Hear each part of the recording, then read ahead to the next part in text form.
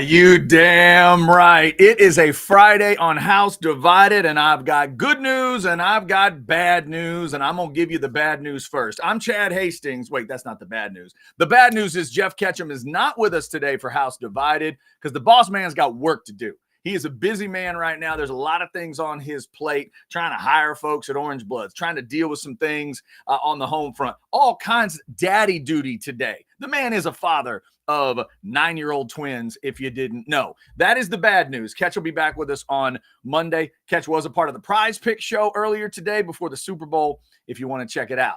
Now let's get to the good news. If you look carefully, I picked a background today that, let's just sneak a peek. Oh, see those ropes? See those ropes in the background? Yeah, the world's strongest man, Mark Henry, is going to jump in and join me on the show today. All of a sudden, I needed a co-host, and I thought, well, who's the biggest, baddest co-host I could find?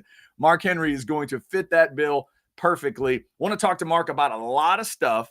We've already had Mae Young comments in the chat. Like, that's what level we're talking about today. For those of you in the chat, I see you.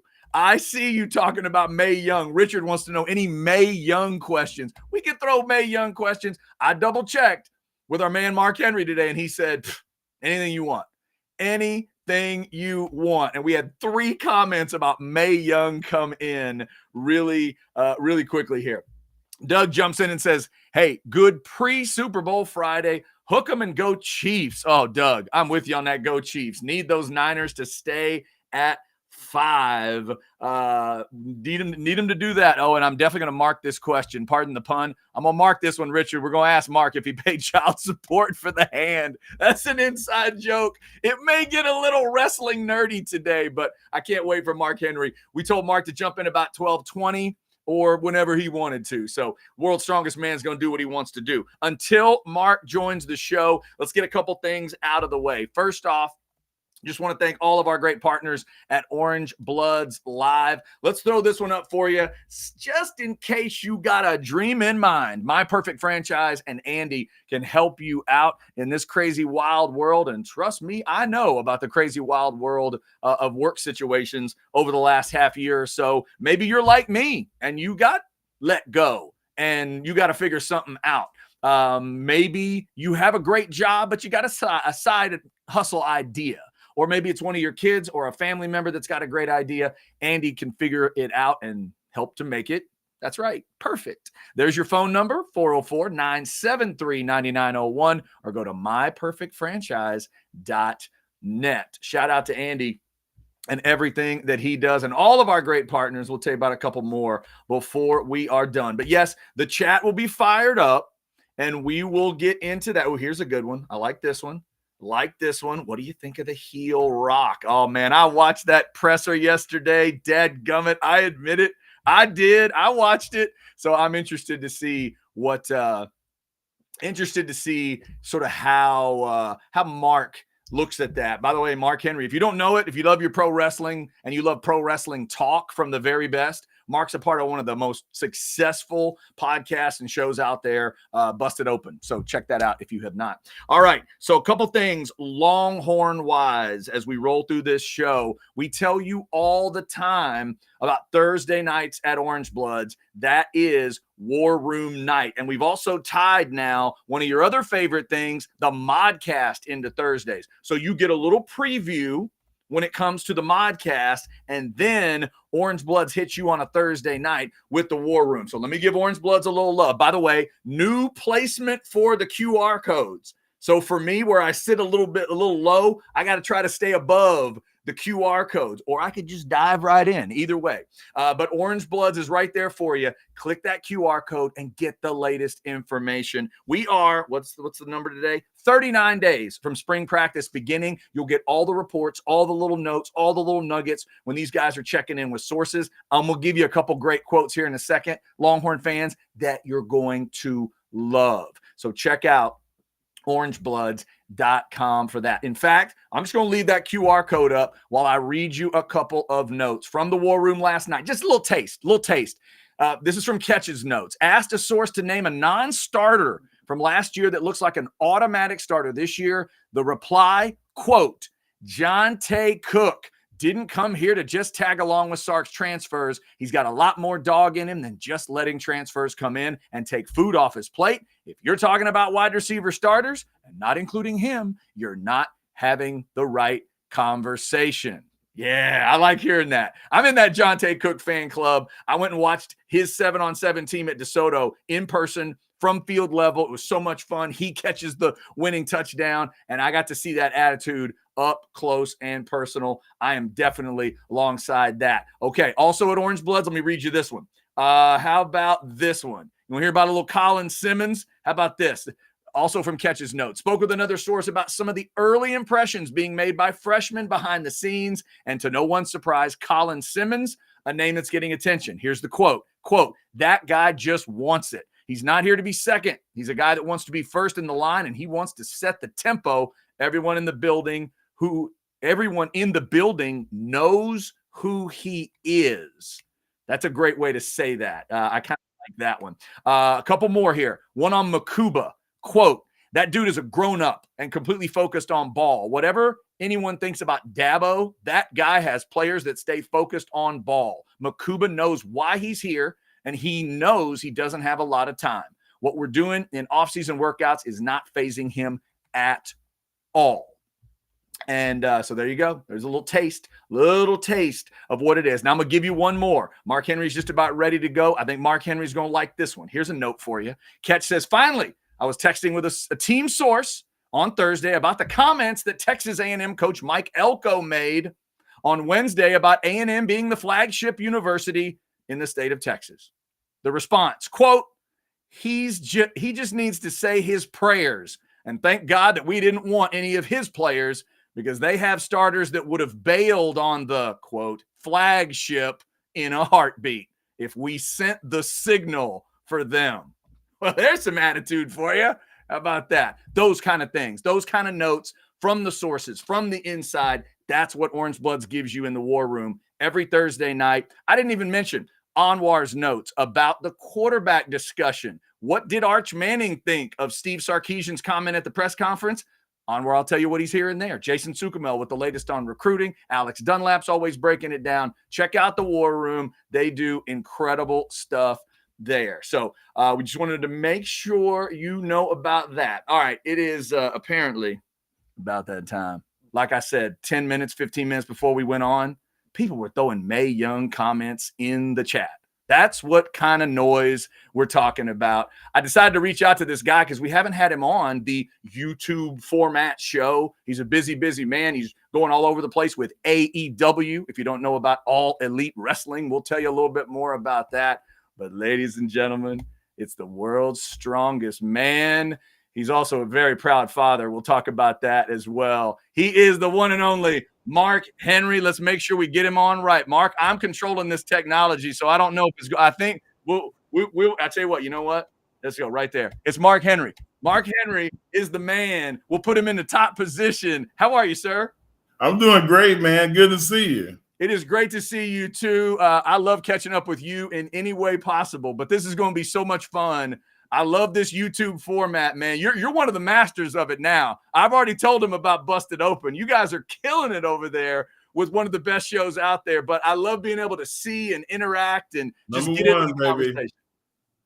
Look at you. Number one in, on everybody's list, right? Yeah, we just cracked the top 20 of all sports shows in the world.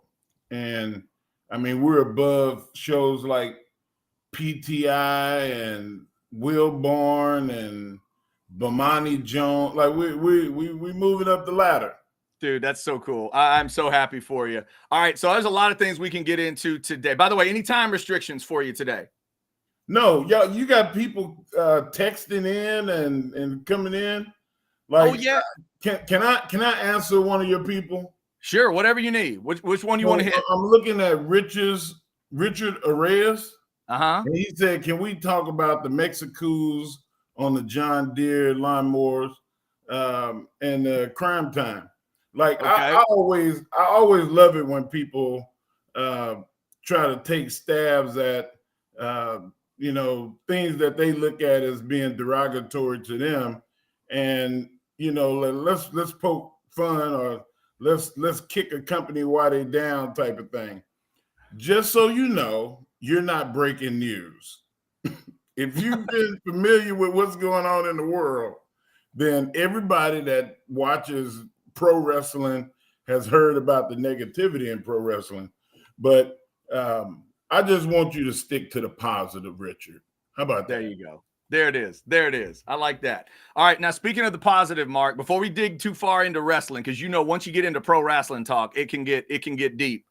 But I just want to get one thing straight, because I know a Longhorn fan might be wondering. So first and foremost, want to send the congratulations to your son, Jacob, for the decision to go to OU, going to wrestle there. He's a badass. So congrats to him. But I just got to know, I'm going to set the scene for you. We're getting ready for the championship match, the national championship match. Jacob goes out there. He's ready to go. He's focused. He's got the famous Henry stare on his face. He's got the intensity. He's going to go try to win a national championship for the family, national television coverage. The place is packed. It's like WrestleMania 3 kind of a crowd. And they pan to the proud parents. And there's his father, Mark Henry. What is Mark Henry wearing at that moment?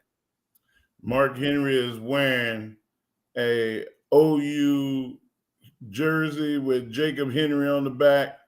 And every time the camera pans to me, I'll do the Superman, pull it up, and it's going to have a Longhorn shirt underneath. Well, you going to have like an Earl Campbell jersey underneath? Hey, man, look, Earl gave me a jersey, and I've only worn it like 2 or 3 times. I'm going to have that jersey on hand. That's awesome. That is awesome. So now, has Jim Ross given you any hell yet about your son going to Oklahoma? No hell, just like very supportive and very happy for Jacob. And, he's got a lot of his buddies are the football coaches and people around the football program. And now they're saying, hey, we want Jacob to come play. They had the opportunity to have Jacob come play. He got offered a preferred walk-on. Like the price went up. I see. All of a sudden things change, huh? Yeah, things changed. And they ain't got nobody on that team stronger than him. And I guarantee you, if he did walk on, he'll kick a lot of them dudes' ass. So on the serious note, in terms of what it was, tell me about that journey for him. What was it about the OU program, the wrestling program, that spoke to him? Clearly, at least right now, he's been involved in a lot of stuff like you were growing up. I mean, he's been obviously played football, powerlifting, now into the wrestling part of it. So this seems to be maybe where he's going to focus. What was it about? I mean, we always talk about the kid's journey and the parents' journey. Sometimes they're very different. And now you got a great example to talk about it. What was it about Oklahoma that spoke to Jacob? Jacob, one, he liked the coaches, but more than the coaches, he loved the guys that were there, the culture of their program, how hard they work, and they were really young. They have a young team. This team is gonna have to grow up pretty quick. He enjoyed the fact that all of those guys talked about a building process, that it wasn't going to happen overnight, but they were going to work hard and make that happen. And anytime you get around people with like-minded spirits, it makes it just more comfortable. He just felt really comfortable. And he had his Neo moment, if I can lay reference to the Matrix. I told him that one day you're going to believe in yourself so wholeheartedly that nothing that I say or your mom say is going to influence, your direction. And he came to me and said, football, because I'm 6'1", is not loving me like I love it. But man, these wrestling coaches, they just keep calling. And, and I'm good. And I was like, oh, okay, you good. He said, Dad, he said, nobody's going to beat me. He believes, and that's what you need in sport. And he's 30-0, 31-0 now today. And he hasn't been scored on this season. Wow. Not like, 1 point? Not one point. He's got a dominant season going. And people get like an escape where he lifts them up, but he's never been took down. He's never been rolled or had a scoring phase on him. Man, that's incredible. So, Mark, just to clarify, someone was asking kind of as you were talking there, Vivek wants to know, is Mark Henry's son going to play football at OU? At this point, you would say that's no? It's going to be a focus on wrestling? I would say no, that, they're going to have to really convince me in order for me to be on their team, as far as like, Jacob, give them a shot, go walk on. They're going to give you an opportunity to really do it. If they don't convince me, I'm like, listen, man, go in there and wrestle. Those coaches are the ones that brought you to the dance. Then you go and dance with them. There you go. Well, I've said it before many times, Mark. I've been to the Texas OU game where I'm looking in the binoculars from the sideline, and I'll see you and JR standing next to each other talking. And I always know that's one of my favorite, Longhorn and Sooner interactions there. But I'm not sure what I would do if you had a son out there playing for OU, man. That'd be weird. Bro, I told Jacob one time, I was like, of all the teams, and he said, I knew you was going to say something. I said, nah, man, I'm 100% in support of you. Yeah. And I mean, if he went to A&M, I would be like, well, another family member going to A&M, because, I've had 3 of them be there. Right. So including my brother. So, I just always thought that, he would be 6'3" or 6'4" like me, and it wouldn't have been a question. But all these coaches in football, they just measurables is the biggest thing, even though you have examples all over sports that, people height and weight really don't matter. You look at Aaron Donald being 6'1" and 280 pounds, 285 pounds, like he's the most dominant guy, but he's also special. He's a unicorn. Right. But you look at University of Texas defensive line. On one side, you got one of the biggest guys playing defensive tackle in the country, if not the biggest. And then right next to him, you got a guy that's 6'2", 285 pounds, strong as hell, just like Jacob. And that's kind of the mold that I feel like the sport is actually going. They're getting away from guys that are the space eaters. Right. Yeah, I think you might be right. One more question here on Jacob, and we'll move on to some other stuff. But I love this question from Darwin. Is your son stronger than you were at his age? No. I don't compare myself to all the other mortals because like God gave me something different. Like like my high school total and squat still stand. I mean, 832 is going to be there for a long time. Somebody's going to break it eventually. Man. But like the me lifting was different than everybody else. Yeah, I think that is a fair statement. All right, Mark. Michael Carter's high school shot put and my weightlifting total or powerlifting total, they're gonna be there for a while. Yeah, I think you're right. It's like the Wilt 100-point game. It may just be there forever. It's going to be there for a while. All right, so I told you they were in the chat talking about Mae Young from the very beginning, and this is a question I have never thought to ask you, but Richard has thought to ask you. Mark Henry, did you have to pay child support for the hand? I did not. It was an animate object. It was a prosthetic, so there was no food to be put to it, no board to be put to it. It just exists. It's sitting on the shelf somewhere. Oh, my God. Mark, have you ever in your life witnessed anything where you thought to yourself, I can't believe a person of that age is putting themselves through what they're putting themselves through that exceeds what Mae Young was doing back then? Have you seen anything that compares to that? No.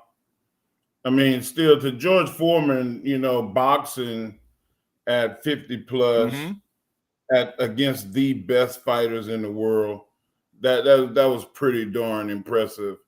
But Mae Young was like 78, I think, at the time. Good grief. And Bully Ray power bombed her off the top rope through a table, bro. Oh, dude, I can still see the moment, and that's one of my greatest. That's one of my favorite sells in pro wrestling history. For his face to still sell that moment like he was a complete homicidal maniac, and I thought, dude, I know what he's thinking. Man, I hope she's okay. I know what he was thinking, and he sold it. You and me both. Woo! You and me both. She at least 3 or 4 times in my life, I heard her tell somebody, "Don't you treat me like an old lady. You treat me like an old lady, I'm gonna get up and I'm gonna hit you in the mouth." And she was tough, man. Yeah. She was tough. I wish they would make a movie about her life because she was Miss Texas. Yeah, I forgot about that part. You're right. I have pictures of her. She was so beautiful, man. Yeah. Like, and then the story of her being a woman in pro wrestling in racist, sexist Texas during that time, and what she went through, the stuff she told me, bro. Yeah. It was horrible for her. It's amazing. It's incredible stuff. Still stick it out. Yeah. Please, kids, if you haven't looked at some of that video, it is, again, at times it's crazy to watch, but Mae Young was just one of those all-timers. And the fact that I was watching her, you said 70, I was thinking mid to late 70s when Bubba put her through that table. Yeah, I think she was 78. Good grief. Yeah, that's like 75 or 78, somewhere in there. That is remarkable. Yeah, somebody else says they would definitely watch that movie. Darwin, I think I would be there too. I'd be front row for the Mae Young story. That would be awesome. Mark, I definitely want to get some more wrestling stuff in, but you and I were talking on the phone yesterday, and I could feel the excitement for Texas football. I want you to talk a little 2024 Texas football for me, because the other day we were having a conversation, and Vance Bedford, of course, former Longhorn great and former coach and all, Vance is very high on this team. You could tell, like, his energy. We were talking about what's the bar, and is it to make the playoff, or is it to do this or that? And you could tell Vance was very, very positive about the team. Talk to me about 2024 and where you think they could go. You know what? Vance was one of those guys like Stanley Richard was, that, like Michael Griffin was, that they could see what was happening, and they would say, no, stay right there, don't move. Like, they chess piece, they moving people around. And for Texas to get a guy like that in their secondary is going to help that defense an enormous amount, because how many times did we see this season, even with all the success, Texas have colossal failures at communications in the secondary. People were running scot-free. Oh, I thought I had him. No, you fix those just alone, you've done a really good job. But they added linebacker help on defense. The kid from Alabama, that's from Texas. Yeah, Blackshire. Blackshire. And the defensive lineman from Arizona. There's pieces that, even in recruiting, Colin Simmons, I think, is going to right away be a grown man playing with boys.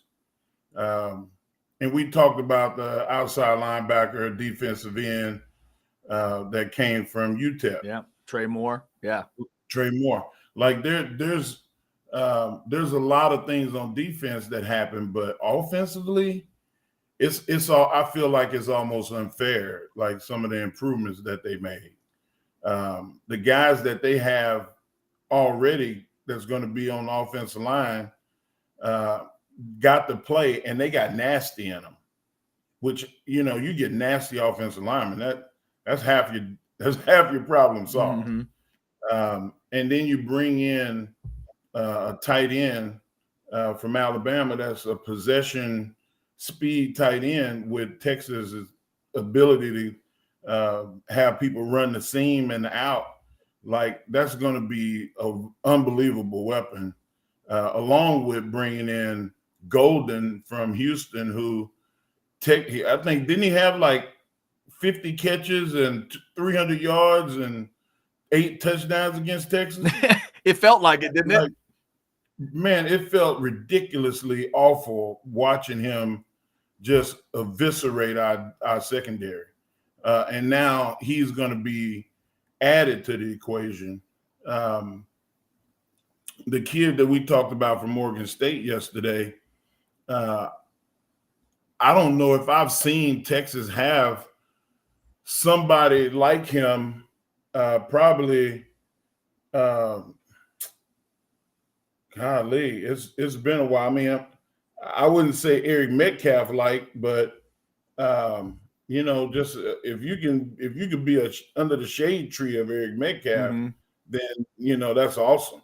Yeah. And Ramon Taylor comes to mind, guys that you throw them the ball in the flats and they just disappear. You throw a screen to them, a tunnel screen, you can line them up in the slot. You can line them up at running back. Like, and Mark Ketch went back to, is it Tony Jones back in the day? Tony Jones. Ketch made that comparison. I thought that was a pretty good one. Tony Jones, a great one, man. Like, he's got abilities like that.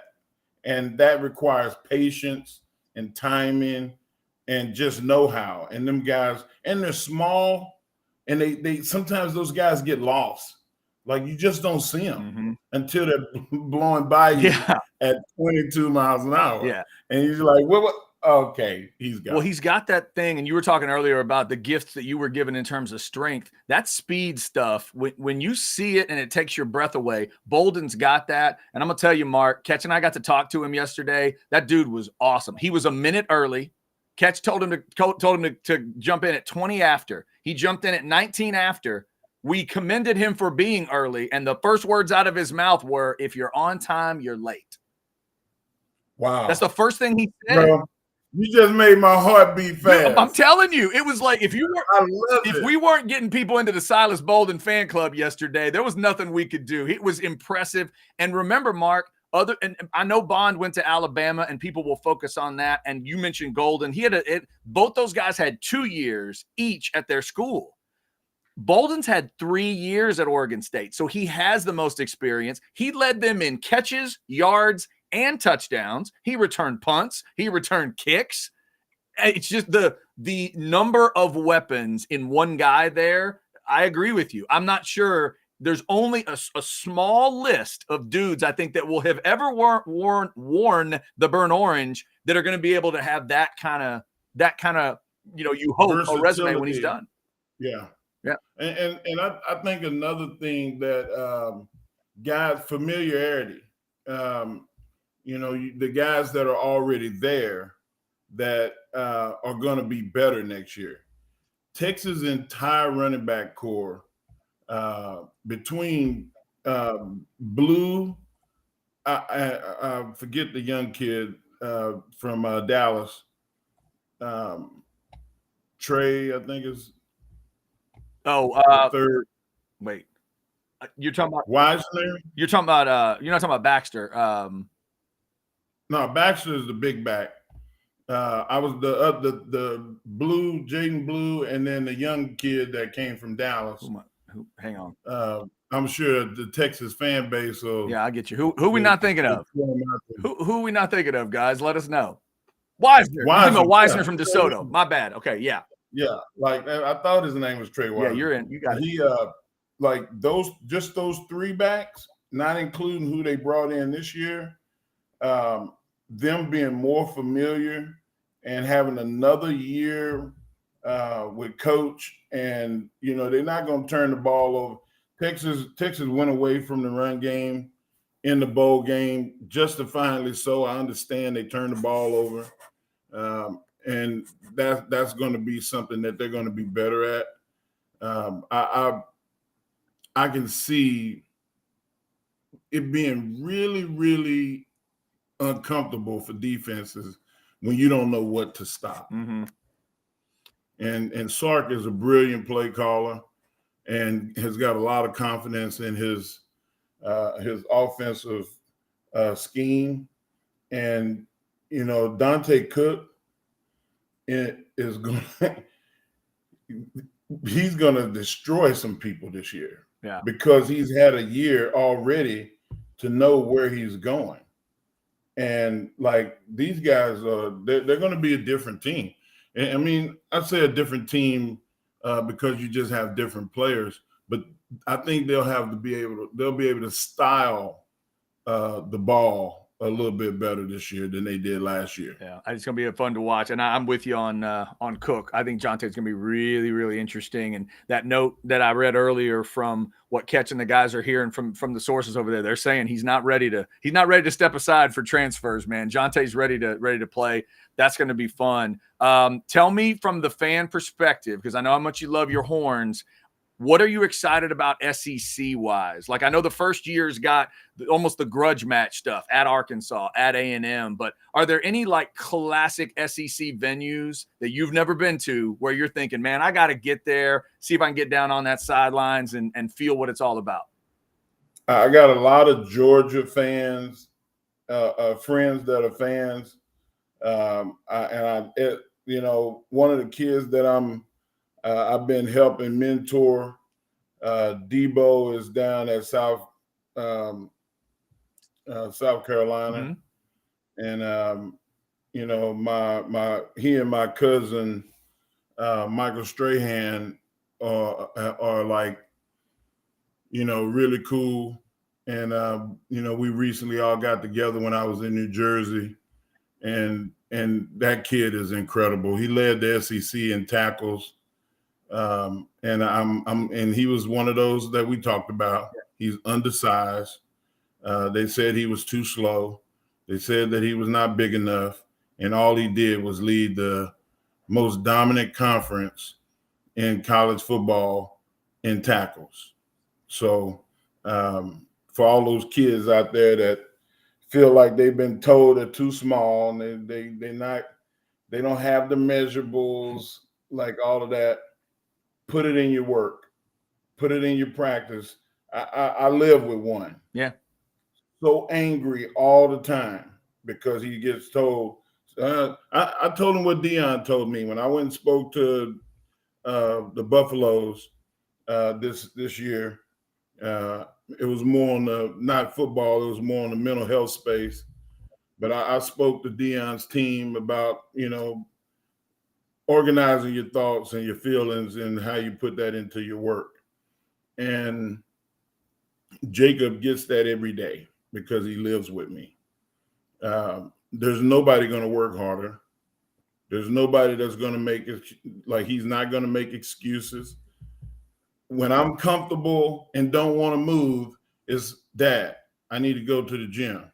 Dad, I need to go get recovery. Dad, I need a massage. I need stretching. Like, so I'm always, all right, come on, man, let's go. But that is what you need to be. Yeah. If you're going to have success in any sport, golf, marbles, tiddlywinks, like whatever you play, you're going to have that passion for it. And I think that being undersized is not longer an excuse for me. Yeah. Mark Henry, don't you dare make me root for Oklahoma wrestling now. Come on now. Don't be talking me towards that. You got me. You're building him. If he walked out right now in a match, I'd have to root for him. Come on now. Come on, man. Join the fan club. Oh my Lord. I'm already in his fan club. You don't have to listen. You know that. You don't have to wear crimson and cream. Okay. I could just wear like a black or a gray. Black. Yeah, just black. Like today, just black. Okay. Black. I might even create a logo that's got a Longhorn and a OU symbol, like shaking hands or something. Oh, okay. I'm gonna try to bring everybody together. There you go. Man. I'm all for that. This show is called House Divided. Catch and I try to bring the worlds together when it's appropriate. So we get it. That's awesome. Yeah, man. All right. So, Mark Henry, nice enough to give us some time today. Mark, let's get into a little bit of wrestling, and let's start with a truly unique Valentine's Day idea. I always say you got to know who you're with on Valentine's Day. Every present's not right for everybody. So here's what I'm telling all the fellas out there. If you're with a woman who loves pro wrestling, AEW is coming to Cedar Park Center next Wednesday night. But more appropriately, to the ladies out there, if you've got a man in your life and you know he loves pro wrestling, and why wouldn't? And you want to do something for him, and you want to show him how much he means to you because he's working hard, he's busting his ass, and he's taking care of the family. You get 2 for the price of 1. You get Dynamite Live. You get technically Rampage Live while they're taping it to be replayed on Friday. You get to see Rampage before anybody else gets to see Rampage. I've had the experience, Mark. It's one of the best, the best get your money's worth ticket that I've ever had. And it's next Wednesday night at the Cedar Park Center. And people can go wherever they get their tickets, right? To get their AEW tickets? Yeah. AEWtix.com. And some of the tickets, man, are like $22. Yeah. You can get a ticket for $22 and get in the arena. And if you see a seat and nobody's sitting in it and you feel like you're going to, look around and sneak down there, and go ahead. I'm just go ahead. And I used to. Just get on down there. There it is. So we definitely tell people, if you haven't checked it out, it is a great, I love that venue too, man. Cedar Park Center, HEB Center in Cedar Park, my bad. There's no bad sight lines in that building. There's not a bad seat in that place. And AEW is a great show there. Mark, how's you and I'll we'll go back and forth every once in a while with all the travel that you're doing with AEW and everything. And I know there's big pay-per-views coming up. There's big pay-per-views that just happened. How's the world of AEW rolling today? Man, it's doing good, man. They're in Las Vegas right now, getting ready for the show that they're going to have on Saturday for Collision. I'm not on Collision this week because I'm actually at my apartment in New York. I'm doing comedy at the Gramercy Theater Saturday. So look at you. I'm sitting here prepping myself, getting ready to try not to get canceled. Oh, I see. Okay. You're just here to try not to get canceled. So how much stand-up have you done? Is this, how long have you been working on whatever it is you'll do tonight? This is or the Saturday, third, sorry. This is the third time. Okay. This is the third time. And I had so much fun. I got to be out there with Mick Foley and Austin at Cap City. And then I went from Cap City to the most famous comedy venue in the world, Caroline's. Wow. And did 10 minutes and had a good time. And, I'm not going to pat myself on the back so hard to break my hand, but I did pretty good. Nice. And I had people asking me if I wanted bookings after that, but I'm so busy that I haven't been able to even put a lot of interest in that and energy into it. So I've wrote a really, really good set over the last 4 months, and I'm looking forward to getting out there. But yeah, man, it's I'm pretty busy. Yeah, sounds like it. Well, that's awesome, man. That's one of my favorite art forms in the world. So best of luck. I know you're going to continue to kill that. That's awesome. Oh yeah, I can promise you at least one time somebody's mama gonna get talked about. Yeah, there you go. And then now at a Mark Henry show, do I have to put my phone up? Do you have the bags we put the phones in to make sure, or is everybody allowed to video all they want? Man, I have no idea what Live Nation is gonna do, but I'm prepared. Like I said, I'm trying not to get canceled. That's my gimmick. There you go. And everything that I say, you can take with a grain of salt. I'm an entertainer. I'm not trying to solve the world's problem. All right. So, Mark, we mentioned AEW's coming to Cedar Park next week. Mark's got an interesting question for you. I ask you these kinds of questions every once in a while, too. Is there a current talent in AEW or WWE that makes you stop in your tracks to watch their match? It's an interesting question. Man, on the come up, there's a girl named Queen Aminata who is man, she has done really, really well. But anytime that Bryan Danielson is in the ring, bro, it just takes my breath away. The guy is so smooth, so aggressive, and you think you see the chess game at play when he's in the ring. Cody Rhodes is like, I mean, without a shadow of a doubt, one of the most exciting wrestlers in the world. Polarizing, talks the talk, walks the walks, looks the part, but also he's just a wrestling fanatic. Some people I have interest like comedy. I have interest in lifting and coaching and producing. Cody is a wrestler. He wants to be the best wrestler. He don't want no bread. He don't want no salad. All he wants is meat. Give me a steak. Give me a steak. That's how Dusty was, right? That's what Dusty was. He wanted just a steak. Student of the game. Yeah. Okay. So, did you watch the presser yesterday for WrestleMania? I did. Okay. So, do you think if you were Mark the Booker and they were trying and you were working this thing, do you think they fixed their problem yesterday at the presser if they had one? Oh, they fixed the major problem, but they created some new ones. And I think that it'll all get ironed out over the next 5-6 weeks. But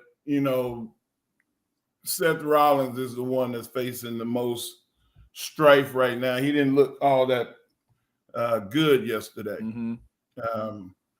And Cody getting slapped didn't help his campaign any either. We would have remodeled all the furniture if somebody would have slapped me. And I feel like that's something that they should have leaned into a little bit more to give those guys a edge to their blade. I mean, you can't dull a guy out, and not let him be able to retaliate. Because I'd have turned into Bobby Knight. I'd have been throwing chairs and everything. That's an interesting comment, Mark, because CM Punk said something similar right after that. To me, I saw it as a hold me back. They were getting people between them. But what you would tell me is there weren't enough people between. Cody should have been, he should have gone right back at The Rock. Yeah. I mean, of course, there might not ever be enough people to stop me from getting to whoever I want to get to. Now, for the record, I would love to see you throw Triple H halfway across a Vegas arena. That would be fun. A little lawn dart action.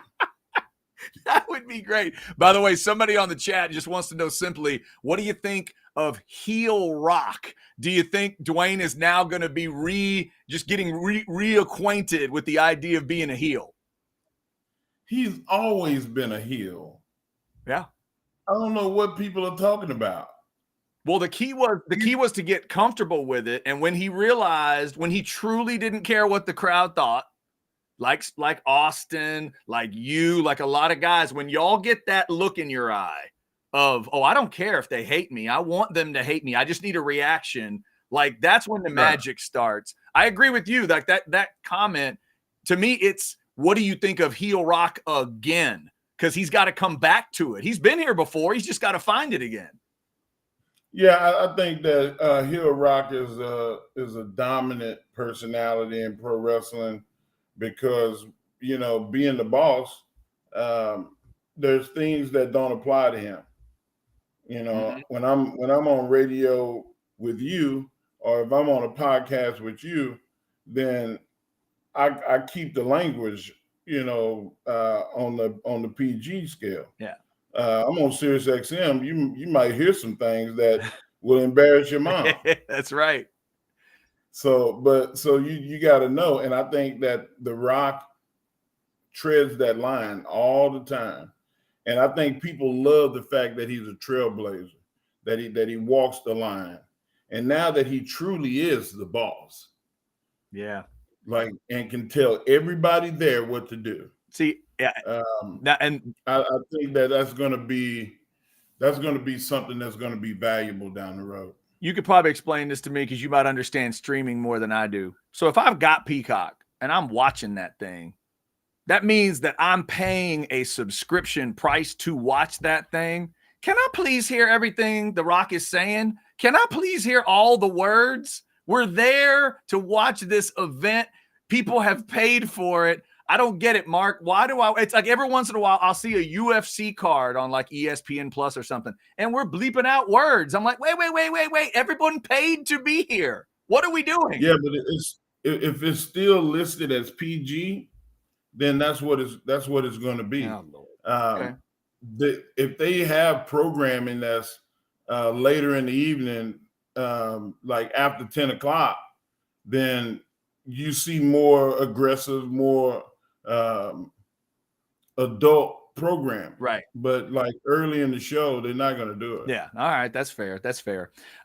So in terms of, and I agree with you, I think they were able to work things around a little bit. Let me ask you this, though, from the Booker standpoint, from the shoot standpoint of this, if you're The Rock, if you're Roman Reigns, and if you're Triple H, is the ultimate answer to the question here, okay, fine, we'll give you the match you want, fans, but in the end, he will have to put Roman Reigns over at WrestleMania, and this finish the story thing, it ain't gonna happen.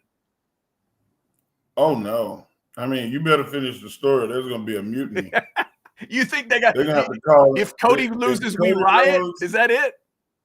There's going to be a riot in Philly. And Philly is not the place where you want a riot because they used to it. I was in Philly when they won the Super Bowl. Yeah. And they greased all the poles downtown. Any cars that were on the street around the stadium, they had them towed. Wow. Because they knew they were saving people's cars because they were going to flip the cars over, set them on fire. The Philly fans are wild, man. Yeah. They're the only city and only team in the NFL that has a jail in the stadium. Yeah, that's true. They were the inaugural jail. You're right. May still be the only one, but I know they were the first one. Mark, everybody always talks about they booed Santa Claus. That's one thing. Yes. But as the people went out to the field to unscrew Michael Irvin's face mask, they were cheering. I mean, hardcore cheering. Like, they're taking his face mask off. Do we not understand it's kind of serious at that point? Yeah, it's serious. He's hurt. Oh, my God. I hadn't even thought of that angle. You're right, though. If the fans don't get what they want, and we're in Philadelphia at the time, that's a different kind of WrestleMania moment. So they're different, and they will hijack the feed is what I call it. Yes. They will change the narrative to fit how they feel. Yeah. As fans. And I expect that to happen with The Rock being on the wrong side of things, the heel Rock. Yeah. Maybe that allows Cody to actually have an existence against Roman Reigns that is not where Cody gets booed and Roman gets cheered. Maybe. We'll see. Yeah, we'll see. That should be interesting. And of course, one of our chatters throws in, damn Cody Crybabies. Yes, the Cody Crybabies is a label that was created yesterday that's going to get talked about also. You know who it was about. What's that? I said, you know who that was about. No, tell me. That was about my co-host on Busted Open, Dave LaGreca. Is that right? Yes, I watched the Rock is calling him a Cody Crybaby. That's funny because he's the one that started the movement. Finished the story like with Cody. Okay, and Dave, I wouldn't say he cried, but he whined a little bit. There's nobody that's more of a Cody fan than Dave, and he went hard in the paint, and he was like, "I'm not going." I'm going to see Cody, or I'm not going to see nobody. I'll watch it on TV. And so the whole show today was about him backtracking and being happy that he was going to get to go to WrestleMania. That is great. Yeah, I saw you retweeting stuff like, I knew he'd be upset. I knew he'd be upset. Bro, we called. There's like all the people on our show on Busted Open 24/7. There you go. We all called him. We man, he was man, we had to make sure he didn't hurt himself. He's impressionable. That is crazy. Here's a good question from our man Sal. He's in New York City, just like you are, Mark, right now. Sal's a New York guy. Mark, who did you not wrestle that you wish you could have wrestled? Oh man. I pretty much wrestled everybody. Anybody not make the list? Yeah, I mean, living or dead. The living, I wrestled just about everybody. The people that I wish that I could have wrestled, Hogan, Andre,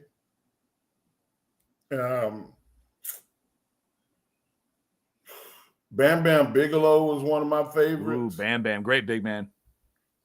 JYD was my childhood favorite, and I can't say I would like to wrestle, but I would have loved to have been on a tag team with JYD. Oh. If both of y'all get up on that rope and start moving your legs and the knees and everything, them cakes, baby, the crowd would have gone crazy. That's a great idea. I like that. Hey, speaking of that, I thought of a weird wrestling fan kind of question. If the aliens come down and they ask you for one program to watch, you can show them every moment of you and blank in a setup, matches, how it all played out. Is there one that you want them to talk about forever? It'd have to be me and The Undertaker.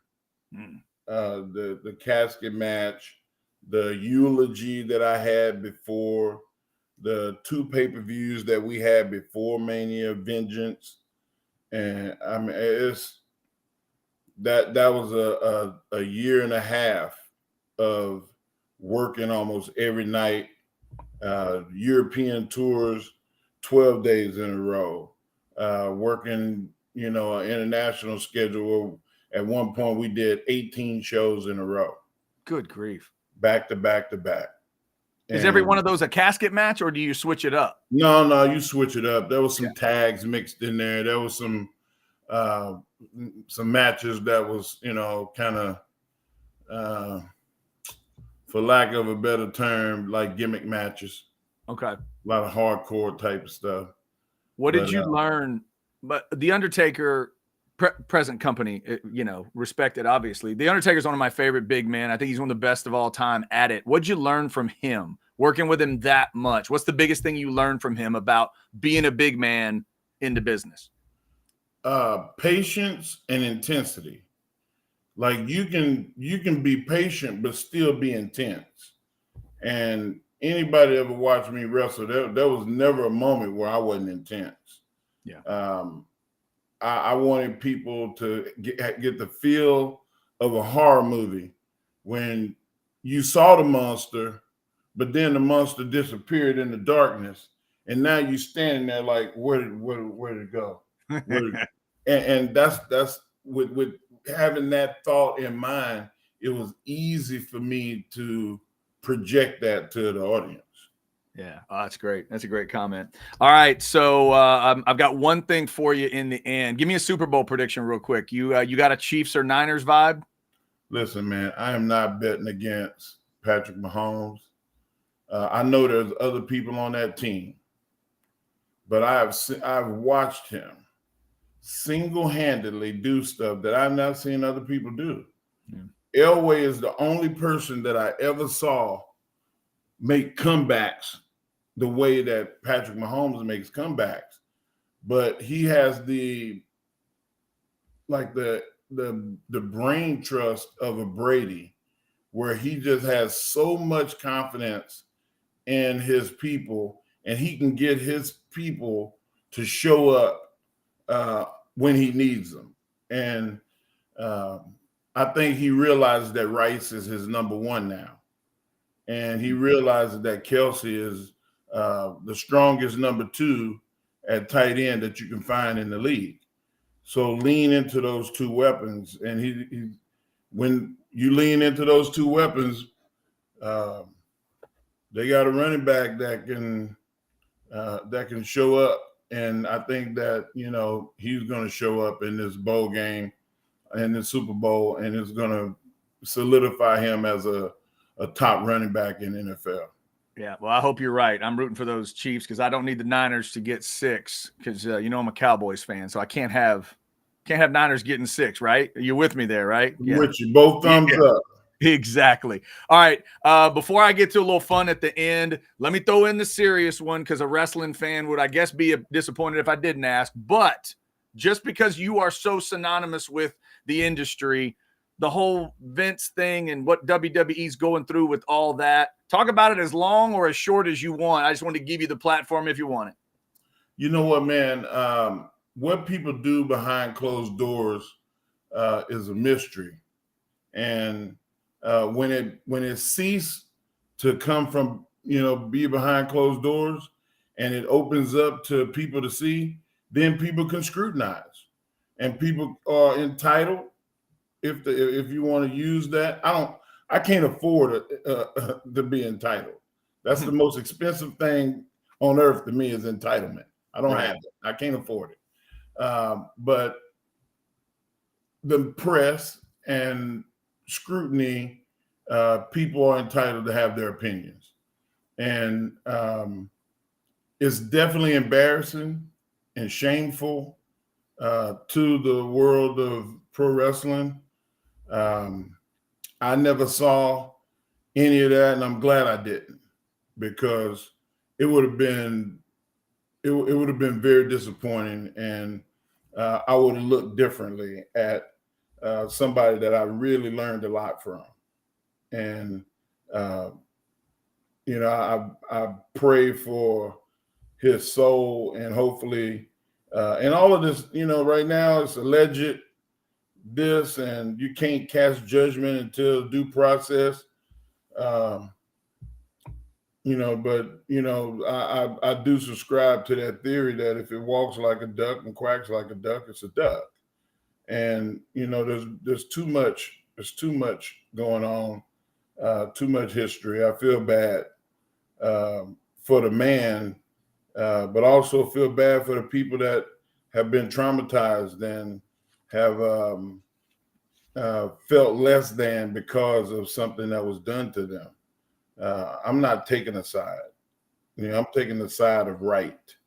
And, I hope that everything gets ironed out, that people have closure, and that they can say, okay, whatever happened, like I can move on. And I'm glad that there's been this sense of punishment or whatever, compensation, whatever it is that floats your boat. I feel for those people. Well said. Before I let you go, and I do appreciate all the time, I do have a little bit of a wrestling game, a little trivia game for you at the end here, if you don't mind. Yeah, I got something for you, though, before you get there. Go ahead. Right now, I think it'll show support of big guys being right on. This is the cover of the Men's Health, the Body Bible issue. Yeah. There's a certain big guy that's in there this month. Y'all go out and get that. Support a big guy in Men's Health. Look at you in the Men's Health. Well, since you did that, I was going to do it later, but one of our chatters, Derek, says, "Hey, Mark, can you give us a big flex?" I mean, being in Men's Health is a flex. Man, hold on a second. Come on now. Hold on a second. Let me pull this sleeve up, man. Like that's a 52-year-old arm, man. That's the guys I'm getting. This is the best shape I've been in years and years. I'm 330 pounds. I haven't been 330 since high school. And, it's just God is really blessing me. Man, that's awesome. That is awesome. All right. Hey, before I let you go, I want to pay tribute and I want to give a big shout out to one of your Longhorn brothers who hit the Hall of Fame last night. It's official that Steve Mongo McMichael is in the Hall of Fame. He is a pro football Hall of Famer. Here's what I want you to do. We're going to play Name That Tune because, Mark, there have been 14 men According to Wikipedia, don't look it up while I'm telling you, 14 men have been 4 horsemen. 14 of them. How many of those 14 do you think you can name for the people right now? Oh, man. Number 1, Ric Flair. Yes, sir. Arn Anderson. Yes, sir. Tully. Yep. J.J. Dillon. Dillon would be the manager. Wouldn't technically count as a horseman. Steve McMichael. Yes, sir. Wow. Rick Rude. Ooh, interesting. I didn't have Rude as a member of the Horsemen. At least according to them. This is according to Wikipedia. Would he have been a manager? No, I think he was an ally. He more was with them when they had an associate, maybe? The associate Horseman? Okay. Yeah. All right. That wasn't in my list of 14. Who else you got? Man, you have to give me. I'm gonna have to stop right there before I make a fool out of myself. Okay. So if you said Arn Anderson, then we got to get Ole. Got to get Ole. Right. Well, here and then I think I could have gotten to 8, Mark, but I couldn't get all the way to 14. So at one point, Lex Luger was a horseman. Yes, he was. I forgot about Barry Windham. How could I do that? I don't know. I love Barry Windham, but I forgot he was in the Horseman. Apparently, Sting was a horseman at some point. Sid Vicious? I don't remember Sid as a horseman. I don't remember. Now, can you tell me who Paul Roma is? Yes, Paul Roma was an Italian wrestler out of New York that went to WCW after he left WWE. Okay. See, I didn't know that name. These others I do know. I would have been able to come up with Chris Benoit because, of course, Woman was the valet for a while, and Chris was a horseman. Kurt Hennig, Mr. Perfect. Wow. Really? Forgot about that.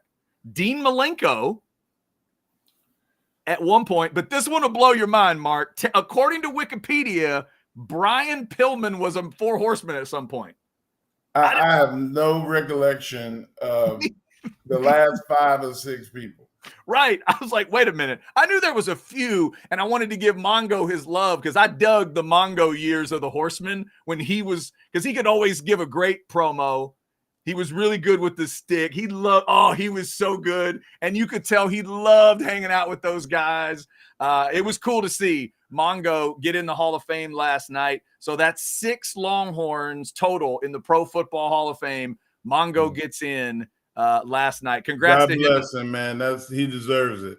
Yeah, and hopefully, he's fighting ALS, and I'm hoping he's able to appreciate it, and his family's able to know that. I don't know the situation exactly he's in, but you just hope that family's able to find some kind of peace and some kind of comfort in that. He's going through a tough time right now, but it was really cool to see. Mark, I appreciate it, man. I'm going to let you get back to your comedy prep, but I appreciate it. Let me remind everybody again, AEW on Valentine's night over there in Cedar Park, great venue. And if you're with the right person, it's the perfect gift for Valentine's Day. If my wife gives that gift to me for Valentine's Day, it's the perfect gift. It's the perfect gift. If she'll just go with me, then it's good. All I need to do is be with her on Valentine's Day. As long as she'll go. You know me, so you good.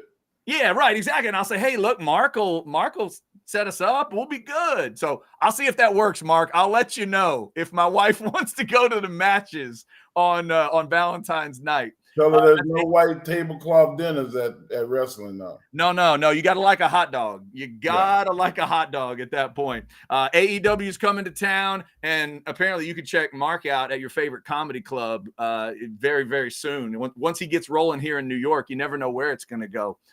Mark, always good to catch up with you, man. Safe travels, and we'll do it again sometime, but I was glad to get you on the show, man. Thank you so much. Hey, man, I appreciate you having me, man. I was all serious on here. Now I can go back to acting a fool. There you go. Go back to acting a fool. Get after it. Thanks, Mark. All right, brother. Mark Henry, ladies and gentlemen, the legendary Mark Henry himself. Love talking to Mark. That is fantastic. We did get the big flex. And how about this one? One more message from folks on the way out. Mark says, loved how every time I saw Mark in the Irwin Center, he would always have a smile and a hook 'em for the crowd. Yes, he did. Always. I went to a few of those shows where Mark would get in the ring and flash that hook 'em horns. Very, very cool. Hey, before I wrap up here, and again, Jeff Ketchum not on the show today. He's dealing with a lot of orange blood stuff. He was going to be coming to town. Here's the next piece of bad news. Because Jeff Ketchum couldn't come to town today. We couldn't have our Orange Bloods event at Hayes City Store. Damn it. But you know what? You need to get out to Hayes City Store for us. Go live vicariously. We're going to live vicariously through all of you guys today. I had to let Travis know we couldn't come out there, but we're going to get out there. We're going to get out there. It just didn't feel right without the boss man being able to do it. Plus, there were a couple other guys at Orange Bloods that weren't going to be able to make it out. So we thought, okay, we'll just reschedule at some point. But that's your QR code to scan. The food is incredible. The atmosphere is unbelievable. I love Hayes City Store. My daughter, I'll give you their orders. My daughter wanted that meat pizza because she loves it. She wanted the mac and cheese. Their mac and cheese is out of this world. My wife wanted mac and cheese, the mashed potatoes with the gravy. My wife, just like me, we will fight you for that cream gravy. My God, it's so good out at Hayes City Store. My wife was going to do that grilled pork chop. It's her favorite thing out there. And I told you, next time I go out there, chicken fried pork chop is what I'm going to do at Hayes City Store. Shout out to Travis and the good folks at Hayes City for being a great partner at Orange Bloods Live with us. We have really enjoyed having them on board. Real quick, before I get out of here and remind you of what else is coming up, I did put together a little buy or sell for Catch today.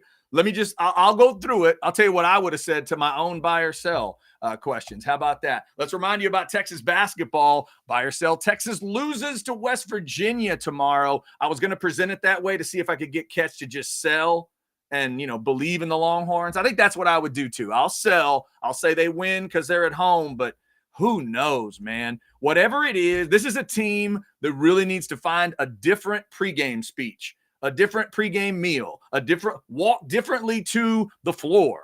Do whatever. If you dribble, if you're used to dribbling once in a situation, dribble 3 times and just see what happens. We'll see what they look like against West Virginia. Buy or sell number 2, Kansas City by 7+. I'm going to say buy.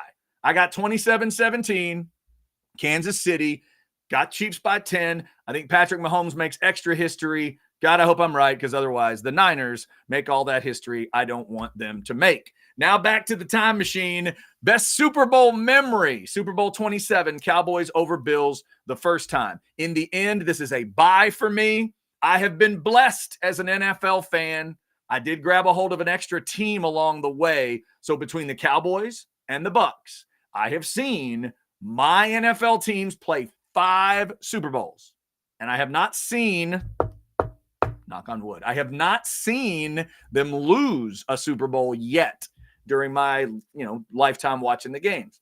So that's all great. But that first one, man, I can't get it out of my mind. That, as I'm going through senior year of high school, Cowboys winning it all, and to win it like that comfortably, I got a good hour and a half to 2 hours to really realize, oh my God, they're whipping the Bills. They're going to win this game. The Cowboys are going to win the Super Bowl. I will never forget it. How about this buy or sell? I was going to throw this one at Catch. The flagship comment was heard loud and clear by the UT staff. I read you guys that note earlier about what a source told Catch. Let me give you my thoughts real quick, because y'all know I'm going to double check the other side of it. We call ourselves House Divided here, obviously. I listened to the comment from Mike Elko. And the one thing Elko and A&M folks can't do, they can't go back and say what he meant was one of the flagship. He can't do that, because what he started with was, we're the flagship program in the state. You can see it on his face. You know how it is when you're about to say something controversial. You're about to say something weird or strange, and you're not an expert orator, and you kind of hitch it at the beginning. That's sort of what he did. He delivered it, then immediately tried to go to, if we're one of those programs, then blah, blah, blah, blah. And then later he went with one of the premier programs in the state. Okay, but you did say it. And I would tell anybody associated with that program that you have to know, if you're going to say it like that, how it's perceived. Is there a way to determine what the flagship program in the state is? Not really. There's a lot of ways you could do it. It depends on how you define that word. Technically, You all know I love technically. Technically, Texas, Texas A&M, and Texas Tech are all flagship programs, flagship universities in the state of Texas because they're state schools, they get state funding, and they have other schools underneath them in a system. And the biggest of that system is the flagship. That's the definition of it. But there's another side of it, kind of colloquially, is that how you say that word? That is, are you the best? Are you it's not just about being biggest. Aggies would probably tell you right now, they're technically maybe the biggest. And it may not even be about who was first. A&M would have that one, right? 1876, 1883. You could do the date thing if you wanted to. But some just believe it's about the best. It's about the first one people think of. And when it comes to the branding, what you think of first, all of that, I think we could all agree, sensible folks could all agree that one goes to UT. That one goes to Texas. Plus, considering where the Longhorn football team is right now, as opposed to where the A&M football team is right now, I would have counseled Coach Elko to make sure you say one of the or a, but don't say the. Articles are important here, Coach. You need to get those right. Look, I like the guy. He's my coach now. Gotta like the guy. But he is also what he is. He's kind of that work-a-day, blue-collar, offensive, defensive line kind of coach, right? You see him, a little bit of a sweater. When he talks, it's not like there's not a slickness to it. So you got to be careful when you deliver stuff like that. But you know what? Maybe in the end, he'd tell me it's all about the rivalry and who cares. All right. He knew what he was doing, though. On some level, his brain told his mouth, okay, do you know where you're going here? Because if you do and you don't want to go, might want to pull back. But it does seem like the Texas staff heard very clearly what they wanted to hear. And there is no, eventually he got where he should have gone, but he started with it. So, you're going to have to own that one at some point, and I'm sure Elko will do it. And finally, today on the entertainment side, how about buy or sell number 5? Happy birthday to Vince Gilligan tomorrow. I was going to throw this at Catch. Breaking Bad, better than The Bear. Now that I've watched both, and by the way, I'm not saying The Bear is a Vince Gilligan show. Let me make sure we understand that. It's not. But Vince gave us Breaking Bad and Better Call Saul. I would buy this one right now. I loved watching The Bear, but Breaking Bad to me, it just might be the best TV show I've ever seen in my life in terms of a drama. It's right there. The Wire was incredible. I've never been all the way through The Sopranos, for the record. I haven't been through a lot of those, so forgive me for that. For what I've seen, I think Breaking Bad might be the top of the mountain, and Vince Gilligan presents things and creates things in such a great way. I just love it. So there you go. Little buy or sell. We like to try to do that towards the end of the show. So I thought we would do that for you today. Before we get out of here, let's get you one more reminder about Specs. They give us the chat. They allow you to get in there and just ramble and do whatever you want in the Specs chat. Let's give them their love. Get stocked up because it is almost Super Bowl time. No matter what you're needing, Specs same-day delivery can save the day with our Specs app or online shopping. From world-class wines to hard-to-find spirits and craft beers to gourmet foods, delicious snacks, and spectacular sweets. It's Specs. Cheers to savings. Yes, it is. By the way, thanks to everybody for jumping in the Specs chat today. Let's see, before we get out of here, somebody chatted. Orange Bloods won. Chad must be hated by Aggies. Some of them Orange Bloods, some of them Orange Blood, yes. Maybe some. There's probably some Longhorns that still don't like me. I just try to tell it like it is. Over 25 years now. It was about 25 in radio, and now thanks to catching the crew at Orange Bloods live, they're letting me do it a little longer. It's a lot of fun. I like to try to talk about it, and the rivalry fascinates me. I mean, that's why we decided the House Divided title was good. I love it. I absolutely love it. Love that they're getting back together. I love that a comment like that has a game on the other side of it, right? I mean, that's the whole point. There was the period of time where we run this state was a big deal. And then in this one, it's It's the flagship discussion. Remember the billboards for A&M and the SEC? That was a discussion. A&M put them up. This is SEC country, and some Texas fans got mad at that. Was it true? Well, yeah, it became true that day. And I told Texas fans, don't get mad at that. They want you to get mad at that. And I've also told Texas fans what they should do on the backside. Those billboards need to be ready for July. I've been telling y'all, Texas fans, if you want to take my idea, you're 143 days away from being an SEC team. Big billboard, burn orange. Put it in Caldwell, put it in Bryan, put it in Madisonville, and put Matthew McConaughey on it with the biggest Longhorn smile and inverted hook'em you can find. And the billboard says, now this is SEC country, little brother. That is what you do for your new billboards. It's a gift from me to you. Just trying to keep it real. Just trying to keep it real. Oh, look at Mark. Look at Mark being nice. Top 5 favorite Aggies. That's a good one. That makes me feel good until I consider how many Aggies Mark might actually rate. Then it doesn't make me feel as good. Derek, I appreciate you saying it. Doing great today. Mark Henry was great today. I just tried to get out of the way. I hope I asked enough of the wrestling questions y'all would want. I love talking to Mark, but I did also want him to talk about Texas football. Y'all can hear the passion when he talks about Texas football. That dude follows the team so closely, and I know he's excited, just like a lot of you are, about this team. All right, let's remind you about the rest of the afternoon. We do have one more show for you, and it promises to be fun as hell. Football with Friends is coming up at 2 with Alex. I believe this is a special Cody show. He jumps in on Fridays. They're going to talk Super Bowl picks and bets and picks and what they like in the Super Bowl, and they're going to talk some Longhorn football as well. So be sure to check that out. Ketch will be back on Monday. He's, again, got a lot of stuff to take care of this weekend. Hopefully he gets a little rest as well. He's been busting his ass lately. And if you've been busting your ass, we hope we've been able to take your mind off of it a little bit. Until Monday at high noon for the next version of House Divided. I'm Chad Hastings. He is Jeff Ketchum, somewhere working hard. We are House Divided. Y'all take care of yourself.